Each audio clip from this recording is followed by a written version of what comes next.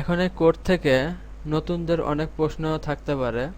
যেমন এটাকে আগে রান করি, দেখলাম বাংলাদেশ এই কথাটা আউটপুট আসছে। তখন এই হ্যাশ আর ইনক্লুড এই কথাটাকে কি একসাথে রাখতে হবে নাকি ফাঁকা দিলে সমস্যা আছে দেখি।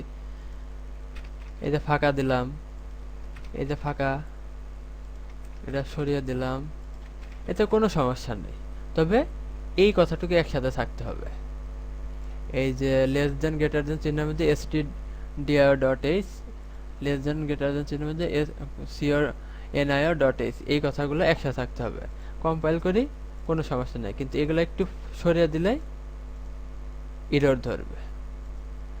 তাহলে এটা সরাইলে কোনো সমস্যা নেই। যদি এটাকে আমি নিচের লাইনে দিয়ে দিই তাতেও কোনো অসুবিধা নেই। এই মেইন যে ফাংশন, এই ফাংশনে যে দুটা ফার্স্ট ব্র্যাকেট আছে, এই দুটা ফার্স্ট ব্র্যাকেট থাকলেই হলো। এটা দিয়ে এরকম সাথেই থাকতে এমন কোনো কথা নেই। এটা দূরে সরিয়ে দিলাম, সরিয়ে দিলাম। এই সেকেন্ড ব্র্যাকেট নিচেও দিতে পারি অথবা এখানেও দিতে পারি, এটাও কোনো ব্যাপার না। এই দুটা ফার্স্ট ব্র্যাকেট সরিয়ে দিই। সেমিকোলন এই জিনিসটা লাইনের শেষে স্টেটমেন্টের শেষে থাকলেই হলো। এটা দূরে আর কাছে এটা কোনো ব্যাপার না। এই দুটা ফার্স্ট ব্র্যাকেট নিজেদের মধ্যে সরাই, সেমিকোলনকে সরিয়ে দিলাম, গেট সিএসকে সরিয়ে দিলাম। রিটার্ন আর জিরোর মধ্যে একটা স্পেস থাকবে বলছিলাম। এখন যদি এখানে একাধিক স্পেস থাকে তাতেও সমস্যা নেই, তবে মিনিমাম একটা স্পেস থাকতে হবে। তাহলে এই যে কোড, আর একটু আগে আমরা যেই কোড দেখলাম প্রথম কোড, এর মধ্যে কোনো পার্থক্য নেই। কম্পাইল করলে ওয়ার্নিং জিরো, এরর জিরো। যদি রান করি তাহলে বাংলাদেশ প্রিন্টটা ঠিক মতোই আসছে, অর্থাৎ এতে কোনো সমস্যা নেই। এখন প্রশ্ন থাকতে পারে যে এই দুটা ফার্স্ট ব্র্যাকেট এই দুটা কি এক লাইনে রাখতে হবে না নিচের লাইনে দিলে চলবে? কোনো ব্যাপার না, নিচের লাইনেও দেওয়া যাবে। এই যে প্রিন্ট এফ যে আমি লিখছি, এই সেকেন্ড ব্র্যাকেটটা ending second bracket, first bracket এটা নিচেও দেওয়া যাবে, এতেও কোনো সমস্যা নেই। কম্পাইল করি, নো ওয়ার্নিং নো এরর্স। তবে এখানে একটা বিষয় হলো কি, যে এই টোটাল যে দুটা কোটেশন চিহ্নের মধ্যে যা লেখা আছে এটাকে বলা হয় স্ট্রিং, অর্থাৎ তিনটা নিউ লাইন আর বাংলাদেশ, এটাকে বলা হয় স্ট্রিং। এই স্ট্রিং এক লাইনে লিখতে হবে। এইটাও যদি নিচের লাইনে পাঠিয়ে দেওয়া হয় তাহলে কম্পাইলার এরর ধরবে। এই যে এরর 3, কারণ কি একটু আগে বাংলাদেশের কালারটা ছিল লাল, নিচে চলে আসলে হয়েছে হলুদ, অর্থাৎ স্ট্রিংকে এভাবে নিচের লাইনে পাঠানো যাবে না, স্ট্রিংকে একই লাইনে রাখতে হবে। আবার যে কোনো একটা ওয়ার্ড সেটাকে আলাদা করা যাবে, ধরুন হ্যাশ এই ইনক্লুড, এটা তো সম্পূর্ণ একটা ওয়ার্ড, এটাকে কি আলাদা করা যাবে? এতে তাহলে তো কম্পাইলার এরর ধরবে। কারণ আমার নাম হলো তারেক, TAREQ, এটা হলো আমার নাম, 5টা অক্ষরে সামান্য আমার নাম। এখানে যদি ফাঁকা করে দেওয়া হয় তাহলে কি এটা কি নাম হতে পারে নাকি? এটা তো নাম হয় না, সুতরাং এটা কিন্তু ভুল।